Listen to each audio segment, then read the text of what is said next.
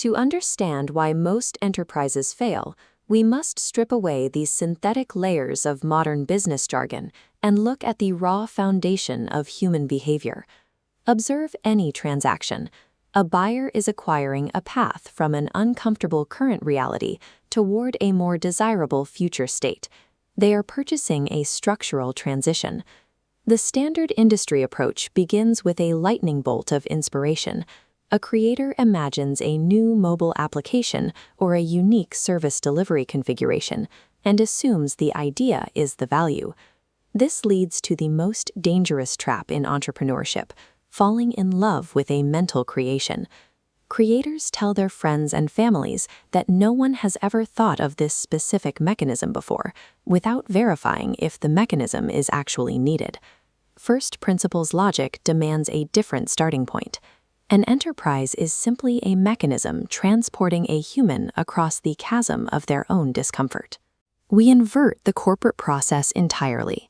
Instead of starting with product features, we start with the detailed human environment as it exists before the product is even introduced. When you strip away every decorative layer of commerce, you find the single irreducible particle from which all successful enterprises are constructed. We call this the atom of value. Most of the time, this foundational particle is camouflaged by complex metrics and over-engineered administrative frameworks. The goal of this analysis is to bypass those distractions and isolate the raw, unadulterated tension of the user. If you obsess over features without first mapping the specific human tension those features solve, you are effectively engineering a market failure. If value isn't a property embedded inside the object itself, how do we measure it objectively? Consider a glass of water. It possesses zero value to a person drowning in a lake. That same glass of water has near infinite value to a wanderer lost in a desert. The object remained identical in both scenarios. The value changed only because the environment of tension changed.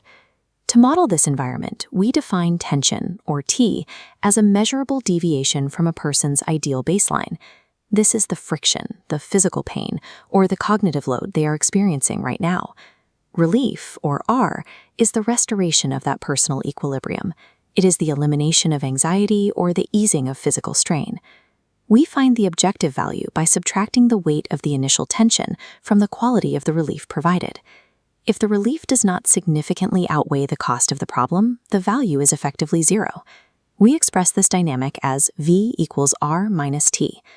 Economic value only exists if the mechanism applied demonstrably diminishes the perceived weight of the current state. This explains why one business thrives by removing massive tension, while another fails by offering a solution that costs the user more energy than the original problem. You must mathematically align your focus with the traveler's destination, the relief, rather than your own bridge. The destination is what is being purchased. Locating this invisible tension requires a systematic way to scan an environment without guessing. We use the friction matrix to pinpoint high-value tensions across 3 distinct categories. The first is operational friction, the expenditure of unnecessary kinetic energy. This manifests as a loss of productive hours and the mental fatigue of navigating administrative red tape. The second is cognitive friction, the friction of confusion and uncertainty. When a person lacks the logic to make a choice safely, they experience a high cognitive load. The tension appears as hesitation or analysis paralysis. The third is emotional friction, the weight of status, isolation, or perceived inadequacy within a tribe. A luxury briefcase serves as a container for papers, much like a grocery bag does, but its price reflects a different tension. It is purchased to resolve the need for perceived competence and success. Misdiagnosing these types, such as adding operational features to solve an emotional problem, guarantees that the market will ignore the product. If delivery methods are being constantly replaced by new technology, it would follow that the underlying human tensions are shifting as well. In fact, root needs are historical constants. We call this the invariance of core tensions. While the tools change, the tension remains fixed. Paying silver for safe valley passage in the ancient world has an exact modern equivalent: purchasing a cybersecurity subscription. The ancient need for validation through expensive Tyrian dyes is the same tension satisfied today by displaying a verified digital status badge. Since the needs are invariant, the decision to switch to a new product is dictated by a specific mathematical threshold.